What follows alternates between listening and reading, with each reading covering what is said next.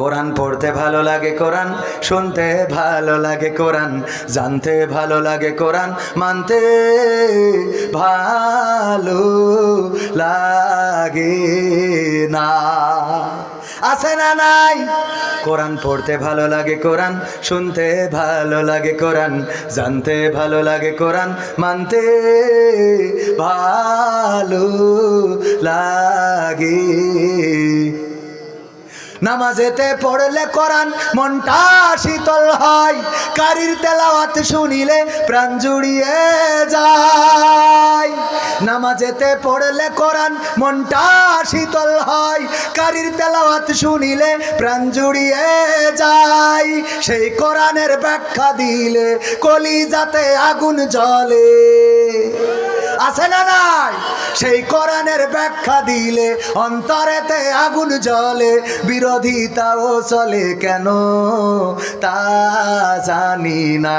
কোরআন পড়তে ভালো লাগে, কোরআন শুনতে ভালো লাগে, কোরআন জানতে ভালো লাগে, কোরআন মানতে ভালো লাগে। কোরআন পড়ে কতক লোকে শুরু করতো দিন, তারাই আবার চাইতো না দেশে কোরআনের আইন। ঠিক না বেঠে? কোরআন পড়ে দেখতাম ওরা শুরু করতো দিন। সকালবেলা উঠে আগে যায় নামাজ খুঁজতো না, আগে যায় নামাজ খুঁজতো গো, তারপরে কোরআন পড়ে দিনের শুরু করতো। মিথ্যা না সত্য? কথা কয় মিথ্যা। ডাইরেক্ট আমরা টেলিভিশনে শুনেছি। কোরআন পড়ে অনেক লোকে শুরু করতো দিন, তারাই আবার চাইতো না দেশে কোরআনের আইন।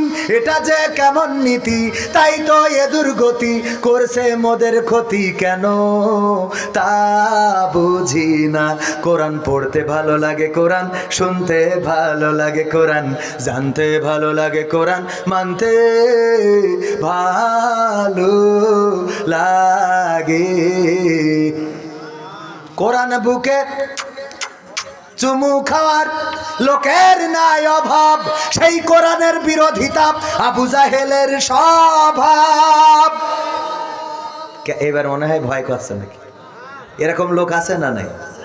কোরআন বুকে চুমু খাওয়ার লোকের নাই অভাব, সেই কোরআনের বিরোধিতা আবু লাহাবের স্বভাব। মানবা সুবিধা মতো, তাই এই বুকে ক্ষত, দেখলে এমন কিছু সইতে পারি না।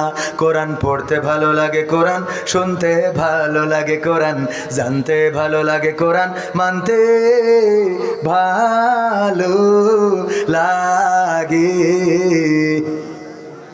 কথা কয় না? আছে না নাই? কোরআন মানতে ভালো লাগে না।